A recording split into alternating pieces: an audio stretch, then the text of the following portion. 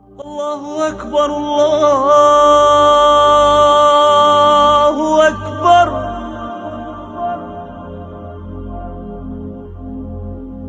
أشهد أن لا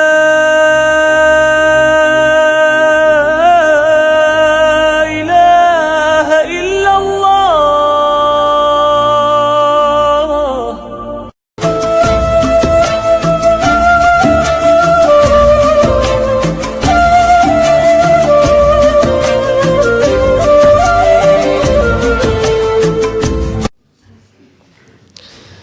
Bismillahirrahmanirrahim. Assalamualaikum warahmatullahi wabarakatuh.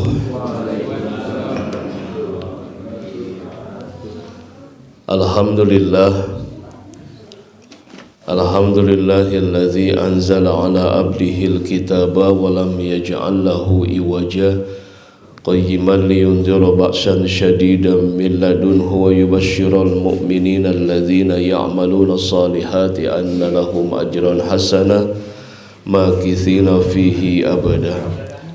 Asyhadu an la ilaha illallah wahdahu la syarikalah wa asyhadu anna Muhammadan abduhu wa rasuluh. Allahumma salli wa sallim wa barik ala abdika wa rasulika an-nabiyyil ummi habibina Muhammad sallallahu alaihi wasallam, abdun arsalahu Allahu lil alamin basyiran wa nadhira faballaghar risalah wa addal amanah wa hadallahu bihi minal ummati basyaran katsira fakana fi zulmatil jahli lil mustabsirina sirajan wa qamaran munira. Qala Allah Ta'ala fil Qur'anil Karim, a'udzu billahi minasy syaithanir rajim. Bismillahirrahmanirrahim. Laqad ja'akum rasulun min anfusikum azizun 'alaihi ma anittum harisun 'alaikum bil mu'minina raufur rahim.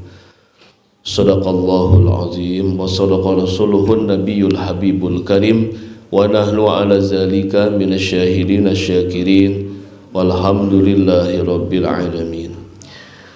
Puji syukur kita panjatkan kepada Allah Subhanahu wa ta'ala, yang mana pada hari ini kita masih diberikan oleh Allah sehat walafiat dalam panjang umur, dibarengi dengan nikmat, taufik dan hidayah, sehingga pada pagi hari ini kita bisa berkumpul melaksanakan aktivitas rutinitas kita.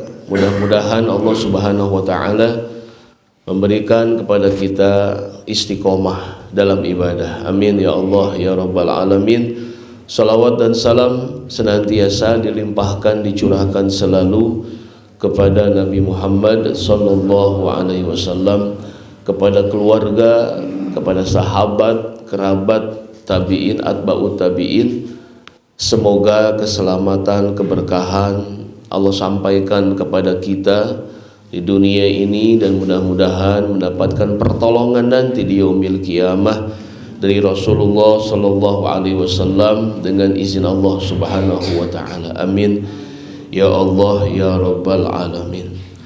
Alhamdulillah, pada Ahad ini kalau nggak salah hari ke-6 ya, 6 di bulan Rabiul Awal, bulan di mana ada dilahirkannya junjungan kita Nabi Muhammad sallallahu alaihi wasallam, bulan di mana sosok manusia mulia, bulan di mana insan yang paling mulia, bulan di mana hamba yang paling bijaksana dilahirkan di alam dunia ini. Ini perlu kita bahas pada pagi hari ini. Kenapa? Karena mungkin umat Islam ini kebanyakan sudah tidak lagi mencintai, mengikuti sosok seorang Nabi Muhammad sallallahu alaihi wasallam. Mungkin banyak umat Islam yang sudah tidak mengidolakan.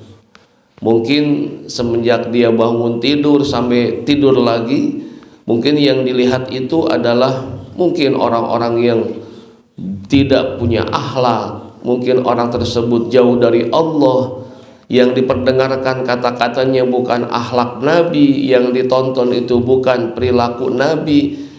Mungkin karena inilah yang menyebabkan banyak umat Islam yang belum mengidolakan Nabi Muhammad sallallahu alaihi wasallam, sehingga tidak cinta kepada beliau, dampaknya pun tidak senang dengan sunnah-sunnahnya.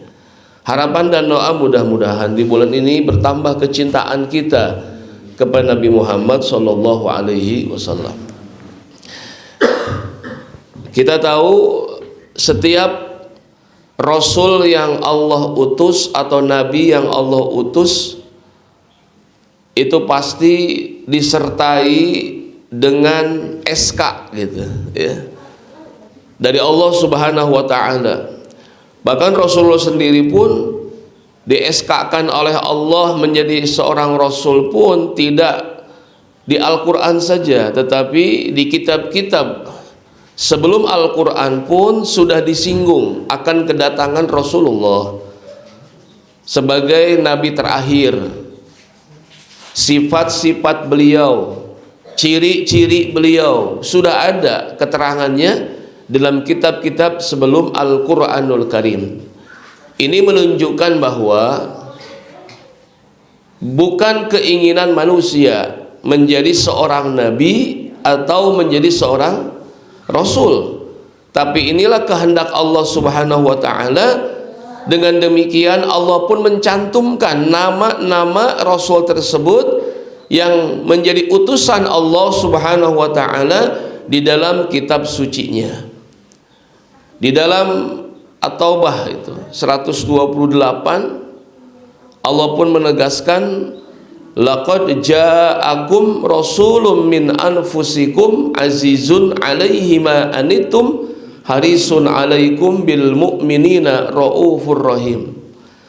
Laqad ja'akum, sungguh telah datang, ya, laqad ja'akum, sungguh telah datang kepada kalian rasulun, seorang rasul, min anfusikum, dari golongan kalian sendiri. Ini kalau kita lihat ini namanya mutabaqah. Ya.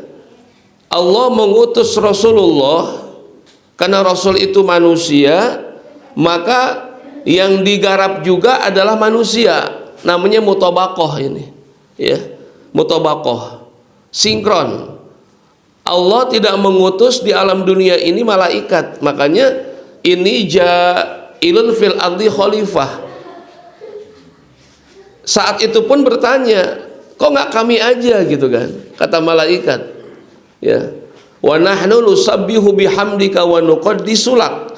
Ya, keinginan para malaikat ingin menjadi khalifah di muka bumi pun tidak diperkenankan oleh Allah Subhanahu wa taala.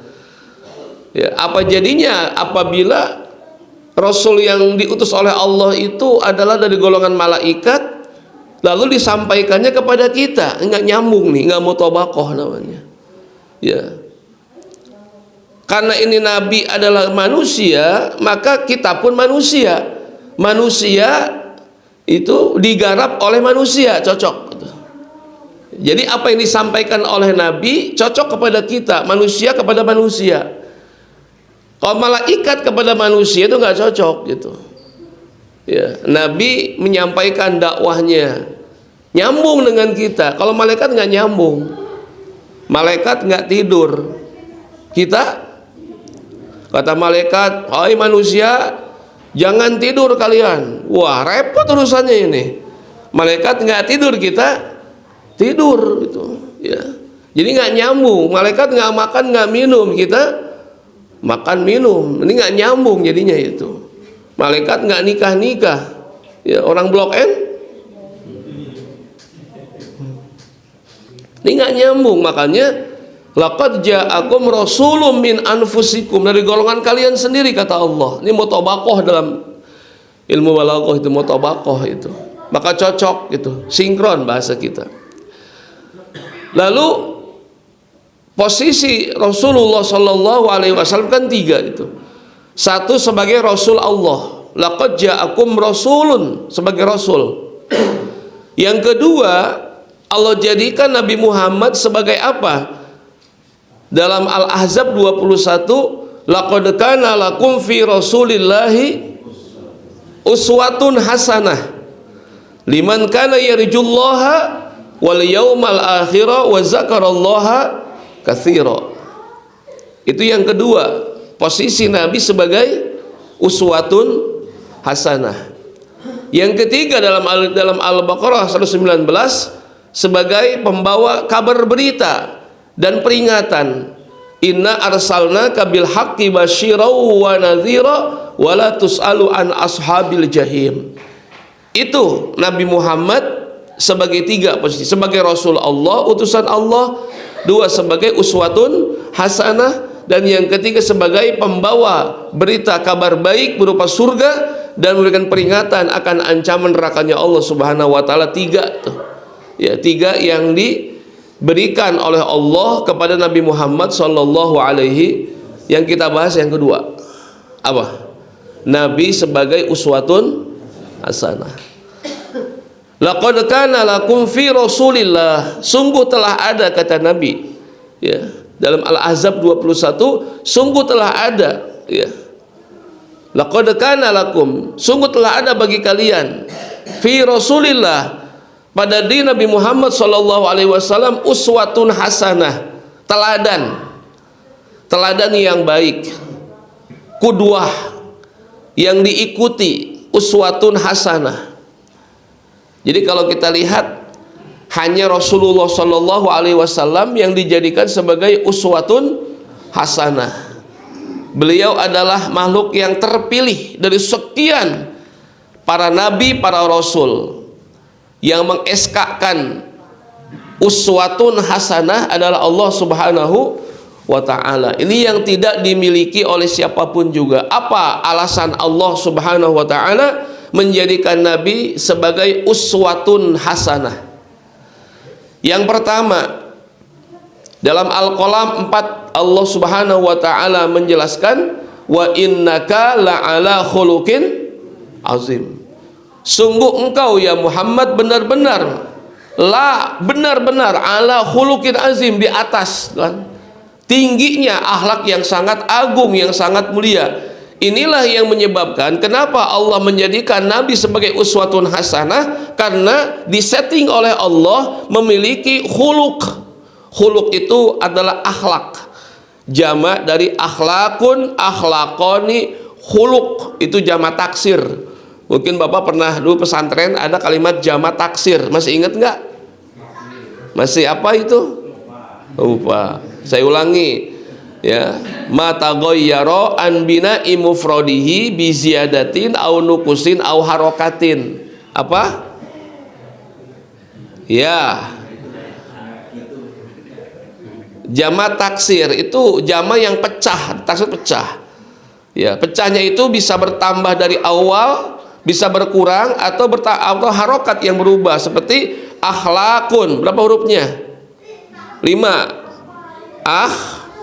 Akhlakun 5. Akhlakun, akhlakoni, khuluk, jadi berkurang tuh. Jumlahnya 5, dasarnya 5 menjadi 3 gitu. Ada lagi yang sedikit, yang alimun, alimani, apa ulama. Iya bener, lupa lagi. Dulu ngajinya kabur-kaburan mulu sih. Ya, itu bertambah. Ada lagi yang harokat, seperti macan atau singa. Asadun, harokat tuh asadun, jamaknya usudun gitu. Jadi nggak bertambah huruf, hanya berubah harokat. Itu jamak taksir gitu. Ya udahlah, nggak apa-apa, nggak penting itu. Wa innaka la'ala khuluqin azim, akhlaknya sangat agung, sangat tinggi, sangat mulia. Nah, ini yang menjadikan kenapa Nabi Muhammad sallallahu alaihi wasallam dijadikan oleh Allah sebagai uswah. Mungkin kalau bahasa saya, Nabi itu adalah sampel gitulah bahasa kita. Sampel dari Allah untuk semua makhluk. Sampel dari Allah untuk semua makhluk. Artinya gini, kalau kita ingin melihat gitu ya, melihat bagaimana Allah itu sifat Rahman dan Rahim, kasih dan sayang. Bagi kita nggak akan nyambung, Pak. Bagi kita nggak akan nyampe. Ya, lamun neleman kalimat Allah Maha Pengasih, Maha Penyayang, tebih urang ka Allah teh. Jadi teu bisa neleman kalimat itu. Tapi kalau kita ingin melihat bagaimana sifat Rahman Rahim yang ada pada Allah, lihatlah Rahman Rahim yang ada pada Nabi Muhammad sallallahu alaihi wasallam. Itu maksudnya. Jadi untuk ke Allahnya jauh kita, Pak. Tebih urang mah. Ngan lihatlah pribadi Nabi, ingin melihat Rahman Rahimnya Allah, lihat Rahman Rahimnya Nabi Muhammad sallallahu alaihi wasallam. Ini contoh ya. Suatu ketika sahabat Abu Bakar As-Siddiq pernah bertanya kepada anaknya Siti Aisyah radhiyallahu anha sepeninggalan Nabi Muhammad sallallahu alaihi wasallam. Kata beliau, wahai anakku, adakah perbuatan baik Rasulullah yang belum aku kerjakan? Gitu. Karena Siti Aisyah hidup dengan Rasulullah, kali aja ada satu kebaikan-kebaikan yang belum aku ikuti, kata beliau. Ada nggak kira-kira kebaikan yang Nabi laksanakan aku belum laksanakan? Dilihat, ini udah, itu udah, ini udah, itu udah. Ada satu yang belum, katanya. Apa? Nabi Muhammad itu kalau biasa setiap hari dari rumah ke masjid bawa nasi. Buat apa? Yaitu suka ngasih makan, nyuapin orang Yahudi yang duduk dekat masjid. Ya, Yahudi, dia buta, udah tua, nggak ada keluarga yang mengurusnya, nggak ada yang peduli, dia dekat masjid. Nabi Rahman dan Rahimnya muncul. Nggak dilihat dia itu akidahnya apa, siapa orangnya, dulur lain, ya, keluarga lain. Bawa tuh tiap hari mau ke masjid sekalian nyuapin. Karena giginya nggak ada, lalu bagaimana? Dikunyah dulu sama Rasulullah. Dikunyah dengan lembut, lalu dimasukin sampai selesai. Sampai selesai. Tapi anehnya ketika menyuapin Yahudi tersebut maki-maki, caci maki Muhammad terus itu teh. Padahal dia nggak nyadar yang nyuapin siapa. Tuh, kalau bapak nyuapin orang caci maki dibalangkan sih kana. Dari mana? Ku aing gitu. Sigana orang Blok M mah gitu, sigana gitu. Geus dibere kakalah nyorot gitu kan, gitu orang mah. Isu kan mereka moal. Tuh kan geus moal ya mah. Cacakan contoh ya tuh. Moal aja bener. Moal ini mah disuapin ya. Dimaki-maki, wah Muhammad gini segala macam. Nyata di depan orangnya sendiri. Dia nggak nyadar yang nyuapin siapa? Rasulullah. Tuh saja disuapin, dah selesai. Enggak didengerin tuh. Ini orang tua udah buta, udah tua ngapa-ngapain juga, udah. Besok begitu lagi, terus begitu. Nah, mendengarkan satu perbuatan baik ini, ingin rasanya diteruskan oleh sahabat Abu Bakar As-Siddiq. Ingin teruskan perbuatan baik Nabi Muhammad sallallahu alaihi wasallam. Ya. Suatu ketika sahabat tersebut bawa makanan tuh. Bawa makanan, ya lainnya kayak nyuapin kan begitu ya. Begitu disuapin, agak sedikit nyegek gitu tah Yahudi tersebut. Ini kamu siapa gitu? Ya, aku Abu Bakar. Oh, kok beda ya? Tangannya beda, nggak selembut yang kemarin gitu. Dan makanannya pun sangat lembut dimasukkan ke dalam mulutku gitu. Terus begitu. Ini kamu bukan yang kemarin kan? Gitu. Tahu betul itu karena apa? Bagaimana nyuapin dengan lemah lembut, dengan baik. Begitu orangnya beda, jadi beda kira-kira. Beda. Ya, siapa itu yang menyuap? Itu Muhammad. Yang kamu caci maki itu dia orangnya. Nangis Pak dia. Oh, yang selama ini nyuapin saya, yang saya caci maki itu Muhammad. Iya. Nangis Pak dia itu. Nggak kuat selama ini yang yang saya caci maki, yang saya jelek-jelekin itu yang ngasih makan Nabi Muhammad ternyata. Maka dengan akhlak yang baik itulah orang yang tersebut walaupun Nabi sudah tidak ada, dia langsung bersyahadat di depan sahabat Abu Bakar As-Siddiq radhiyallahu anhu. Itu akhlak, Pak. Maka inilah yang menyebabkan kenapa Nabi dijadikan uswatun hasanah, sampel oleh Allah Subhanahu wa taala, karena Nabi memiliki wa innaka la'ala khuluqin azim yang tidak dimiliki oleh orang blok N gitu-gitulah pokoknya. Orang mah bujeng-bujengnya cek batur diomong-omong geus eureun mere. Ulah meliharakeun wajah kumaha? Aduh. Nya orang mah moal mungkin bisa melebihi akhlak Rasulullah sampai kapanpun dan siapapun moal bisa. Moal bisa. Menya Nabi eleh ku urang akhlakna atuh kumaha eta ayat atuh. Ada orang blok N yang melebihi akhlak Rasulullah, mustahil ila yaumil qiyamah. Moal lah tadi ge. Bener moal jelas. Bentes langsung Pak tanpa aling-aling lagi. Moal aja gitu. Cacakan can mere contoh itu nya. Geus moal itu kemudian gitu. Itu contoh kan. Jadi kalau kita lihat iya juga. Segitunya ya. Kalau ingin melihat Rahman Rahimnya Allah, lihat aja Rahman Rahimnya Rasulullah kepada Yahudi. Oh hebat. Ya kita maksiat sama Allah, kita doraka sama Allah, tapi Allah masih ngasih aja sehat sama kita, rizki masih lancar, anak juga pada soleh-soleha. Kurang kumaha Allah sok coba. Kan begitu. Kita udah bersalah dengan maksiat dosa-dosa kita, tapi anger diberi sehat walafiat, dikasih rezeki lancar. Kan begitu kan? Ngan teka rasa meureun gitu mah. Tapi ketika melihat fenomena Rasulullah, oh iya ya. Teka Allah langsung, Allah melebihi itu maksudnya. Kita kan nggak kebuka, hanya hafal Asmaul Husna kan, ya Rahman, ya Rahim itu doang yang dihafalin, nggak ngerti maksudnya gimana, nggak nyentuh. Makanya sentuhan itu ada pada kejadian ditinggalikeun maha, yaitu dengan Rasulullah Shallallahu Alaihi. Kita nggak tembus kepada Allah, nggak tembus. Kalau udah melihat begini, baru kelihatan. Oh iya, sayang banget Rasulullah ya.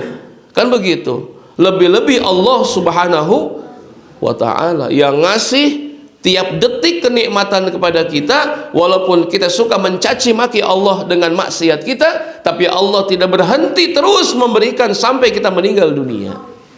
Paham ya? Itu namanya sampel dari Allah kepada kita.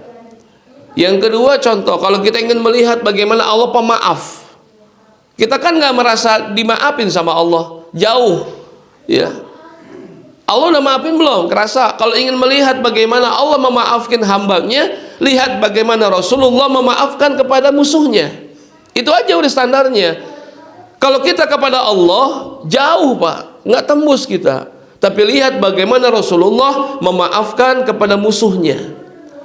Ketika disayembarakan oleh Abu Lahab, siapa yang berhasil membawa Muhammad hidup atau mati, diberikan 100 ekor unta. Bayangkan, hadiah yang sangat cukup luar biasa, fantastis tuh. 100 onta diberikan siapa yang mampu membawa Muhammad hidup atau mati di hadapan Abu Lahab. Keren kan hadiahnya. Ada Yahudi bernama Daksur. Ini Daksur ini melihat sayembara yang dipampang di tiap-tiap gang.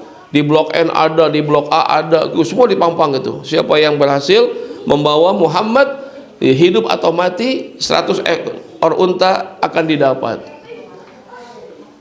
Siapa yang bertemu? Daksur saat itu melihat Rasulullah di kejauhan di padang pasir sendirian, dipacu kudanya dengan cukup kencang itu.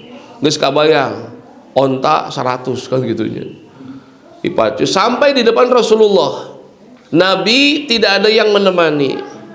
Tidak ada sahabat yang ikut bersama beliau, sendirian.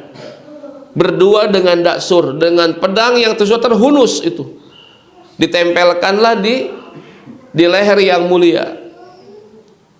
Ketika ditempelkan, ditanya Daksur, man yamna'uka ya Muhammad, siapa yang mampu mencegahmu dari pedangku ini hai Muhammad? nempel di sini nih. Masya Allah, nggak ada siapa-siapa tuh. Apa Nabi jawab? Allah. Bergetar seluruh tubuh Daksur itu. Tangannya pun bergetar sampai pedangnya pun jatuh karena getaran tubuhnya nggak sanggup dia tahan itu. Lemas, terkulai itu. Pedang pun diambil, ditempelkan ke leher Daksur gantian. Man yamna'uka ya Daksur? Siapa yang mencegahmu dari pedang ini hai Daksur? Mau dibilang Allah lain Tuhana, nyebutkan Lata, Uzza, Manat, dipanggil-panggil terbijil-bijil saya tete. Berhala-berhala yang disembah itu dalam An-Najm ada kan, Lata, Uzza, Manat itu apa, berhala yang viral saat itu tuh ya, yang ngetren saat itu. Lata, Uzza, Manat dipanggil-panggil terbijil-bijil saya tete. Molor wes saya tete. Lantas gimana? Diambil pedang, dimasukkan lagi, dikasihin. Lamun orang kumaha? Kuai. Gantian, sikat. Bongana tadi ka orang gitu. Sigana gitu orang Blok N mah gitu. Kepret, nggak ada gitu. Oh, maafinnya sampai ke situ, dimaafin tuh. Makanya kalau ingin melihat bagaimana Allah maafin kita, lihat bagaimana maafinnya Rasulullah kepada Daksur. Luar biasa. Seketika itu pun dimaafin, langsung bersih, nggak ada apa-apa. Kamu pulang sana. Nangis sodakta ya Muhammad. Di depan Nabi Muhammad langsung bersyahadat. Kenapa? Akhlaknya mulia, akhlaknya tinggi itu. Andai kata Nabi Muhammad memenggal kepala Daksur, halal dalam pandangan Allah Subhanahu wa taala. Tapi enggak demikian. Andai kata terjadi dipenggal lehernya Daksur oleh Muhammad, maka sepanjang sejarah peradaban manusia mungkin akan dicatat, diputar balikan oleh musuh Islam, Nabi memenggal kepala Daksur. Itu kecatat dalam sejarah. Makanya uswatun hasanah menggal kepala orang kan jadi jelek, betul kira-kira? Walaupun itu hak, benar, tapi musuh Islam akan memutarbalikan sejarah. Tulisan akan dirubah oleh mereka. Dijelekan Nabi Muhammad itu dengan kata-kata si apa? Jagal, gitu kan, bisa begitu. Pemenggal kepala orang akan disebutkan, disematkan kata-kata itu oleh musuh Islam, tapi nggak jadi. Nih mau pulang. Sebelum pulang nangis Daksur itu. Kenapa nangis? Nggak nyangka kalau perbuatannya itu dimaafkan oleh Rasulullah, nggak dendam Nabi Muhammad itu. Dan pada saat pula dia langsung apa? Bertauhid, masuk Islam.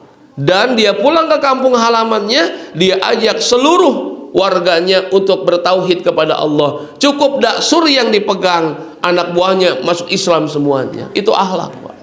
Sok kalau Nabi Muhammad menggal, dendam sekampung tuh orang Blok N pasti. Betul kira-kira?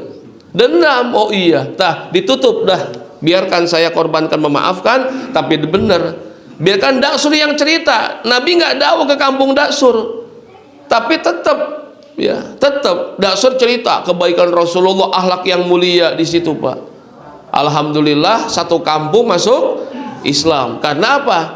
Kepala sukunya itu ya diberikan akhlak yang mulia, lalu bagaimana? Masuk Islam semuanya tanpa capek Rasulullah. Cukup satu, tapi semuanya masuk Islam. Maka demikian Rasulullah itu selama 23 tahun sangat singkat. 2/3 belahan bumi ini sudah ditauhidkan oleh Rasulullah Sallallahu Alaihi Wasallam. 2/3 lo bayangkan. Waktunya singkat, 23 tahun itu. Itu dengan akhlak, Pak. Makanya akhlak ini sangat berpotensi ya, menjadikan baik atau tidaknya orang yang ada di hadapan kita. Cukup seperti itu. Makanya kenapa dijadikan sampel oleh Allah? Ya inilah kalau punya akhlak yang mulia. Itu pemaafnya. Ya. Kalau ingin mengetahui kehebatan Allah, kekuatan Allah, kan kita nggak tahu bagaimana. Ya. Lihatlah bagaimana kekuatan Rasulullah aja, lihat itu. Ya. Suatu ketika pernah ada terjadi perang Khandaq, parit itu, gali parit ya di Madinah. Sahabat agak kesusahan karena ada batu yang menghalangi besar itu. Satu sahabat pun nggak bisa. Umar nggak bisa, ini nggak bisa, semua nggak bisa. Lantas mereka pun naik. Rasul pun turun itu. Ya, turun. Ya. Ini kehebatan kuatnya Rasulullah itu kan. Begitu turun, sahabat pun di atas melihat. Mereka udah nggak sanggup untuk menghancurkan batu yang menghalangi parit itu. Tapi yang menjadikan satu sahabat menangis itu, sebelum Nabi menghancurkan batu dengan alat tersebut, Nabi ambil batu dulu, agak besar dikit lah, dimasukkan ke dalam bajunya, ditekan dan diikat. Sahabat melihat itu, apalagi sahabat Abu Bakar melihat itu, ada batu yang dimasukkan ke dalam perut di sini nih, diikat. Sahabat menangis, tahu betul kalau Nabi sudah mengganjal perutnya dengan batu, Nabi nggak makan 3 hari. Tapi sanggup untuk menghancurkan batu yang besar. Sahabat pun meneteskan air mata sampai ke pundaknya Rasulullah. Kenapa? Nggak sanggup. Nabi ini nggak makan 3 hari, bayangkan. Tapi masih kuat gitu. Ya, masih kuat sampai itu batu hancur. Sahabat melihat, tahu betul itu bagaimana Rasulullah itu sangat lapar sekali, 3 hari nggak makan. Kalau batu udah diganjal, urusannya 3 hari nggak makan Nabi Muhammad. Tapi umat nggak ada yang tahu. Orang kita gimana kita nih? Susah apa nih kita mah? Hebat, kuat Rasulullah itu, kuat sekali. Ingin melihat kekuatan Allah Subhanahu wa taala Al-Qawi, lihat bagaimana kekuatan Nabi Muhammad sallallahu alaihi wasallam. Walaupun 3 hari nggak makan, tapi tetap sanggup bisa menghancurkan batu yang besar. Orang Blok N 3 hari mati. Pak, teka masjid lapar tuh. Teka masjid lapar orang mah. Nabi mah nggak seperti itu. Itu contoh saja, ya. Makanya Nabi Muhammad SAW itu dijadikan oleh Allah tidak seperti yang lain, hanya uswatun hasanah. Kalau Nabi Sulaiman kan, ya apa namanya, backgroundnya dikedepankan itu apa? Kekayaan. Nabi nggak seperti itu. Dan Nabi nggak dikedepankan wajah tampan seperti Nabi Yusuf alaihissalam. Dan Nabi pun nggak dikedepankan oleh Allah kekar tubuh kuatnya seperti Nabi Musa alaihissalam. Dan Nabi pun nggak dikedepankan oleh Allah saktinya seperti Nabi Ibrahim alaihissalam. Enggak tuh, ya, nggak dikedepankan. Dan nggak dikedepankan Nabi merdu suara seperti Nabi Daud alaihissalam. Andai kata Nabi Muhammad dikedepankan seperti mereka ini, waduh repot kita Pak. Contoh, kalau Nabi dikedepankan bukan uswatun hasanah, tapi kekayaan kayak Nabi Sulaiman, mungkin umat yang miskin kagok Pak. Ingin bergaul dengan Nabi kagok, ingin dekat ke rumah Nabi juga malu, sungkan. Dan Nabi kaya raya seperti Nabi Sulaiman. Ya, orang Blok N yang mungkin ecek-ecek kagok datang ke Nabi yuk era atuh buangahar Nabi Sulaiman, malu kira-kira. Agak sungkan Pak, agak nyundul ke Rasulullah kalau dikedepankan kaya seperti Nabi Sulaiman alaihissalam. Andai kata Nabi dikedepankan kekar otot badannya kayak Nabi Musa, kasihan nih umat yang begeng-begeng begini nih. Minder ketemu Nabi, Nabi sterok kan, wah dadanya kan elmen, orang ini kan prenagen dadanya.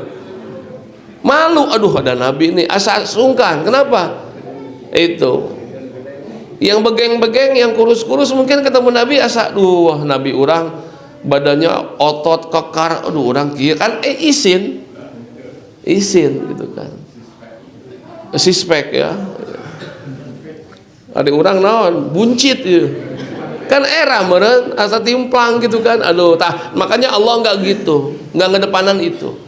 Atau mungkin sakti seperti Nabi Ibrahim gampang dibakar, wah gimana kita ngikutinnya ini, kudu gimana, kudu riadoh sakti dulu, nggak juga. Atau Nabi umpama merdu suaranya baca Qur'annya, kasihan nih tampang-tampang orang Blok N yang basah-basah suaranya kurang begitu beruntung ini. Ya begitu baca Al-Quran, wah Nabi merdu banget suaranya. Kita baca Quran dekat Nabi malu nantinya itu, kenapa? Minder gitu kan. Dan yang lainnya itu. Makanya Nabi dikedepankan uswatun hasanah, biar yang kaya bisa ikut Nabi, yang miskin bisa ikut Nabi, semua bisa ikut Nabi, masuk gerbong akhlakul karimah, bisa masuk akhlak yang mulia di situ, Pak.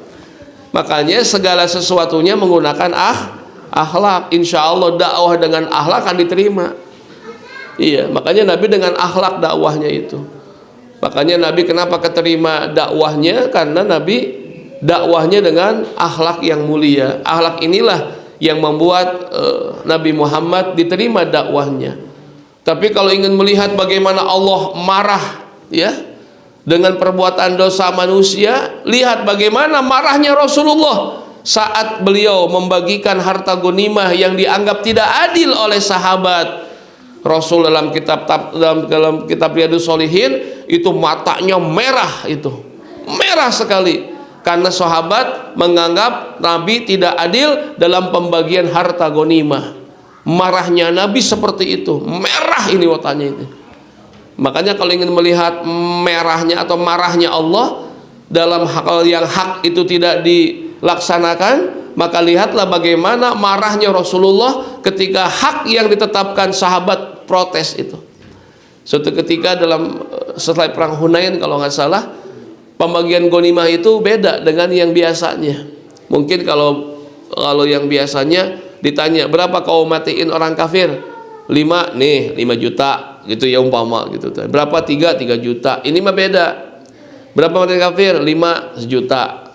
Kok sejuta gini? Pulanglah ngedumel di belakang ngomongin Nabi Muhammad SAW. Kenapa? Karena selebihnya dikasihin sama orang kaya, pembesar kafir Quraisy yang baru masuk Islam. Dia pembesar itu, orang kaya raya baru masuk Islam, ikut perang kagak, baru masuk Islam dikasih banyak sama Rasulullah. Ya, kok kami yang berjuang habis-habisan segini, kok orang kaya itu yang baru masuk Islam dikasih habis-habisan sama Nabi? Nabi nggak adil nih, gitu bilangnya. Sampailah pada Rasulullah. Apa kata Nabi kepada sahabat? Kalau kau tidak menganggap aku ini adil, sekarang siapa? Cari yang lebih adil dari aku, kata Rasulullah. Marah Nabi itu. Marah sampai sahabat pun tertunduk karena melihat wajah Nabi merah sekali itu. Marahnya luar biasa. Kapan marah? Saat Nabi melihat hukumnya tidak diindahkan. Tapi Nabi kalau pribadi yang diganggu, Nabi tidak marah. Ini nih, Nabi lemah lembut. Kalau pribadi Nabi yang diganggu, Nabi tidak marah. Tapi kalau agama yang diganggu, wah luar biasa marahnya. Jadi jangan dikatakan Nabi itu lemah lembut. Iya lemah lembut kalau urusan pribadi, dihina, dicaci, dimaki, Nabi lemah lembut. Tapi urusan masalah agama yang diganggu, wah Nabi nggak lemah lembut, angkat senjata, angkat pedang, perangi, jihad di situ. Maka gue dibedakan, Nabi kan lemah lembut dakwahnya. Iya lemah lembut itu kalau berkaitan dengan pribadi. Nggak pernah dalam sejarah manapun juga Nabi ngebales, nggak pernah Pak. Nabi lemah lembut kalau urusan pribadi yang diganggu. Nabi nggak pernah marah, bahkan maafin. Itu diantaranya, ya, maafin Nabi itu. Itu yang pertama. Kenapa Nabi dikatakan sebagai uswatun hasanah oleh Allah Subhanahu wa taala? Karena Nabi memiliki akhlak yang mulia, akhlak yang tinggi. Yang kedua, kenapa Nabi dijadikan sebagai uswatun hasanah? Dalam surat Saba ayat 28. Ya, wa ma arsalnaka illa kafatal linnas, dan tidaklah kami utus engkau ya Muhammad, ya, kecuali untuk kafatal linnas, seluruh manusia. Ya, kalau Rasul yang lain yang 24 Nabi Rasul itu diutus untuk kaumnya sendiri. Nabi Nuh kaumnya sendiri, Nabi Ibrahim untuk level sendiri, lokal semuanya itu. Ya, semuanya Nabi Soleh, Nabi Hud, Nabi Yusuf, Nabi Ayub, semuanya diutus untuk kaumnya sendiri lokal itu. Tapi Rasulullah tidak lokal, kemana? Langsung kafatal linnas, seluruh manusia sealam dunia ini. Ya, makanya ketika Nabi berdakwah, ada yang ke Yaman, ada yang ke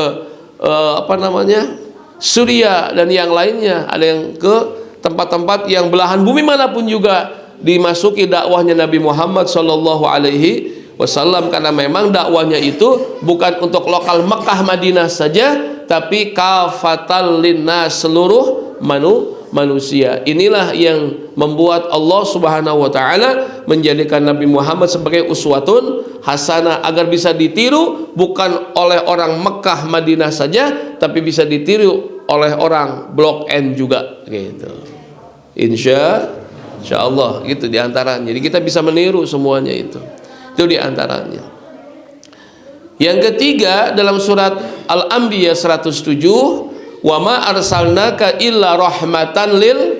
Nah itu alasan yang ketiga bagi Allah, karena Nabi diutus sebagai rahmat lil alamin, alam semesta ini. Bayangkan radiusnya udah beda, bukan lagi manusia tapi rahmatan lil alamin. Alam itu bukan manusia, bisa hewan segala macam semuanya itu. Nah di situ Pak, ya rahmatan lil alamin.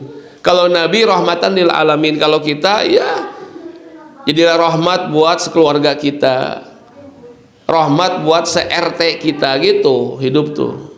Rahmat buat satu RW kita. Jadi rahmat, hidup ini rahmat buat sekeliling kita.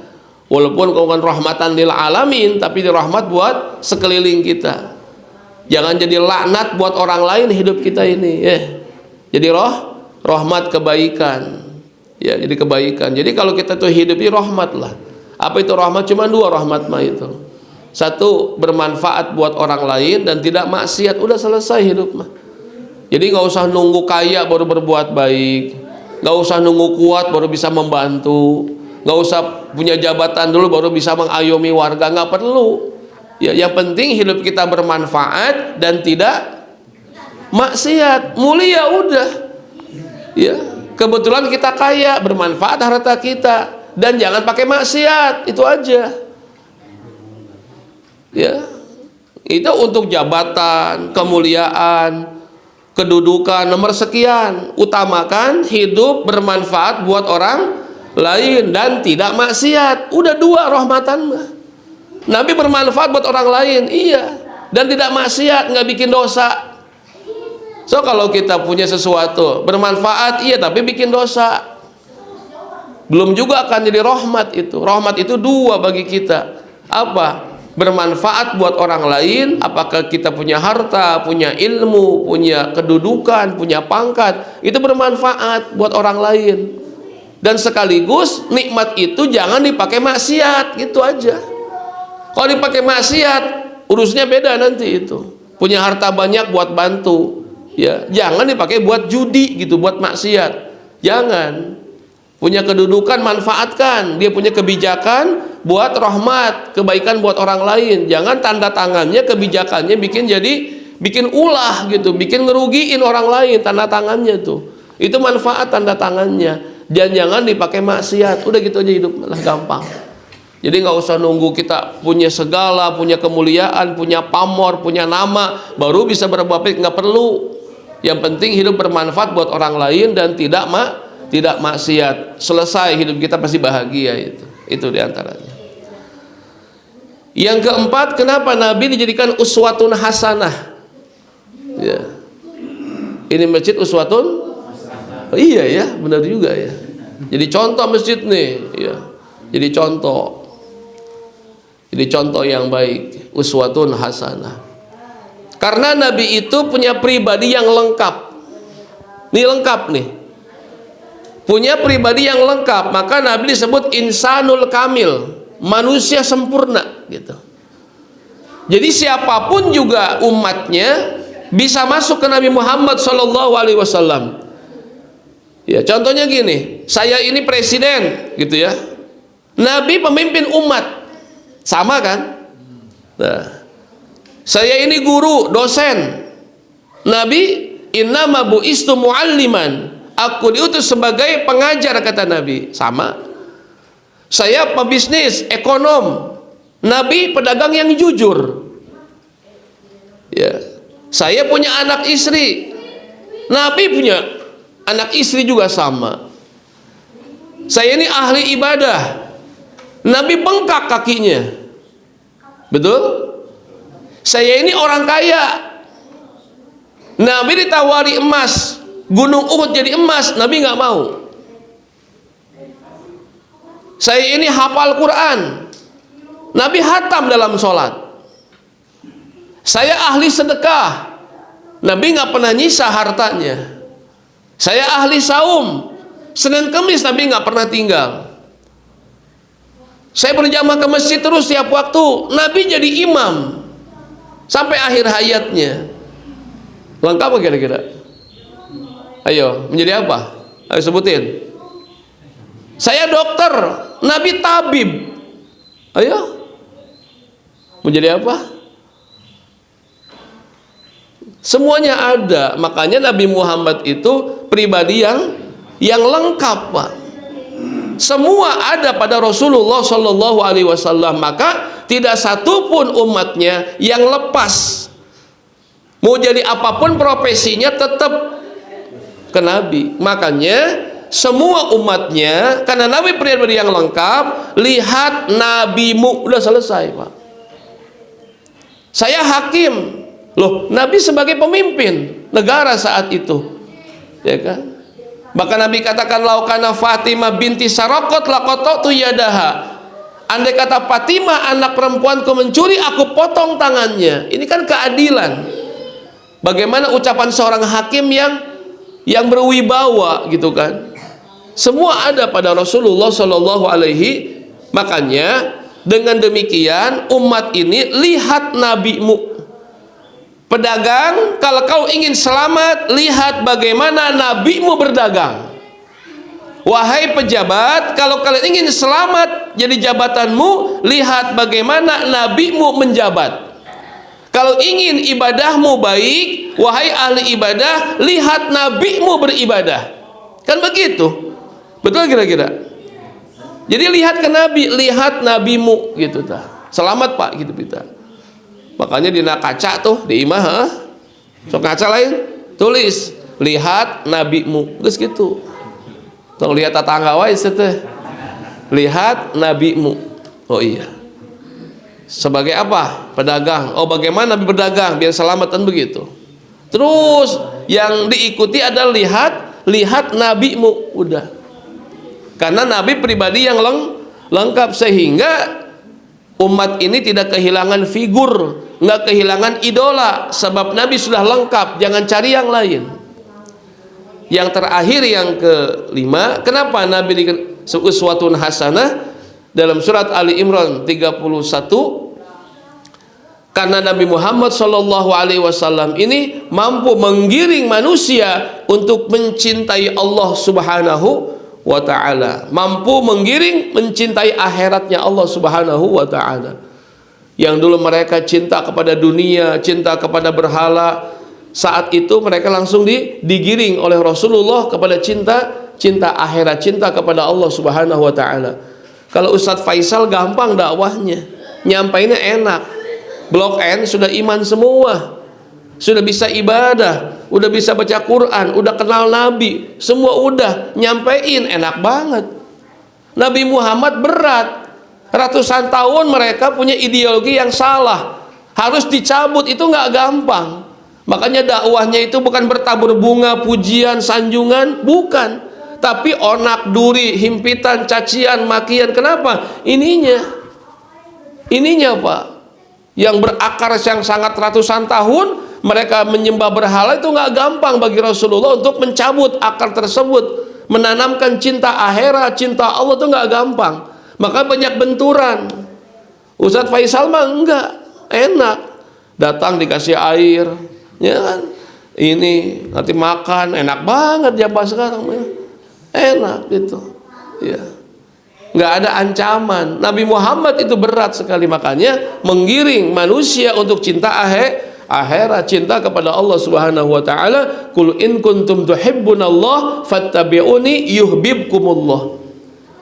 Makanya ketika berkumandang azan hayya 'alas shalah, waduh, di Madinah tutup rukuk, itu semuanya itu tutup rukuk. Betapa akhirat kebuka oleh mereka, itu kebuka. Dunia ditutup, langsung bergegas ke masjid itu, ke Madinah. Tutup semuanya itu. Kenapa? Ininya udah masuk. Nabi sanggup menggiring hatinya manusia untuk cinta kepada akhirat. Azan berkumandang, tutup rukukna. Ya. diurang, hayya 'alas shalah, buka itu. Buka ruko. Ya, Masya Allah. Hayya 'alas shalah, masih nyeseh we urang mah. Betul ya Bu ya? Ya Bu? Iya. Jadi, nah ini. Jangan sampai nih Ustadz dakwah itu bikin apa? Bikin umat jadi senang dunia. Salah, yuk kita sedekahan, kamu akan begini karena dunia we terus eta mah. Jual kijang kamu nanti itu, sedekahi nanti kamu besok dapat Avanza. Macam-macam itu mah. Datang henteu nipunya, heeh. Jadi karena dunia deui we, ujung-ujung nanti gitu. Jangan. Justru bagaimana ini dai mubalik ini menggiring umat cinta kepada akhirat, cinta kepada Allah Subhanahu wa taala. Itu mungkin Pak yang dapat disampaikan ya berkenaan dengan bulan Maulid Nabi SAW. Mudah-mudahan kita bisa mengikuti daripada perilaku Rasulullah SAW yang mungkin ya cinta Nabi, sunnah Nabi zaman sekarang sudah banyak yang minim ya, sudah banyak yang ditinggalkan, kebanyakan sunnah-sunnah yang bukan dari Nabi yang dimunculkan, sehingga orang itu ruhnya kepada Islam itu agak berkurang. Kenapa? Pembawa risalahnya dari Allah, nabinya enggak dipelajari akhlaknya, dakwahnya, kesabarannya, istiqomahnya, akhlaknya enggak dipelajari. Makanya mereka enggak ngerti gimana sih Rasulullah itu. Karena mereka lebih cinta dengan game mereka, apa yang mereka lihat itu. Enggak ada potret Rasulullah, enggak ada pesan Rasulullah. Jadi dalam pemikiran manusia zaman sekarang, generasi muda ini jauh daripada akhlak Nabi Muhammad sallallahu alaihi wasallam. Makanya di rumah-rumah itu ceritakan akhlak Nabi begini. Kita mesti dakwah Pak.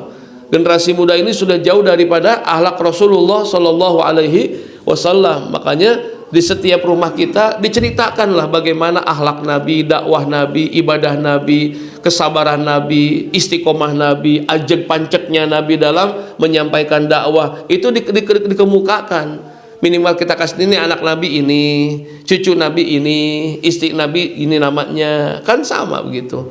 Sok tanya bapak juga, kan nggak hafal juga istri Nabi berapa, siapa namanya? Paling Khadijah doang, Aisyah, udah segitu doang, ya kan? Terus siapa anak Nabi berapa? Nggak tahu. Cucu Nabi berapa? Nggak tahu. Kan begitu kita mah, nggak ngerti. Pelajari juga tuh, sebagai bentuk kecintaan kita kepada Nabi Muhammad Sallallahu Alaihi Wasallam. Baru kita akan senang dengan sunnah-sunnahnya ketika kita udah resep lah ka jelema na gitu. Engke parentahna bakal digugu, laranganna bakal ditinggalkeun kan gitu. Resep we heula ka jalmina heula. Sebab orang cinta aturan dilaksanakan karena cinta kepada orang tersebut. Kalau nggak suka perintahnya nggak akan digugu Pak. Begitu. Makanya senang we heula ka Nabi Muhammad. Nanti lama-lama akan mencintai setiap sunnahnya. Amin ya Allah ya Rabbal. Subhanallah walhamdulillah wa la ilaha illallah wallahu akbar. Subhanallah walhamdulillah wa la ilaha illallah wallahu akbar. Subhanallah wa la ilaha illallah wallahu akbar. Subhanallah walhamdulillah wa la ilaha illallah wallahu akbar. Wa la haula wa la quwwata illa billahil aliyil azim. Subhanallah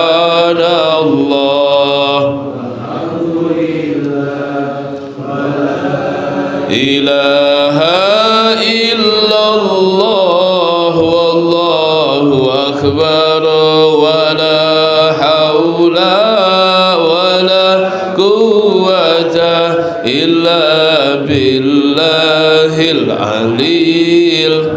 Sallallahu ala Muhammad sallallahu wasallam. Sallallahu